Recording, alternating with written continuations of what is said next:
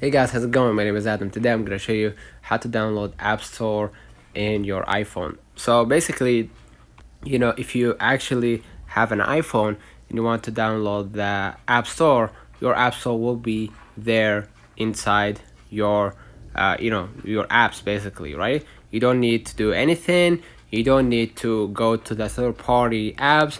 We don't need to go and search for other parties to actually download the App Store. The App Store will be here infinitely because the App Store developed by Apple, the official Apple company or incorporate. So basically, the App Store will be there infinitely, and no matter what version of iPhone that you're actually using, basically your iPhone or your iPhone will have App Store. So you don't need to update. You don't need to go through third party app. You don't need to even Androids for people who are using Androids. You don't need to go to the third party app because App Store is highly secured by Apple and it's owned by Apple. So no downloads, no illegal websites will actually have or gain the access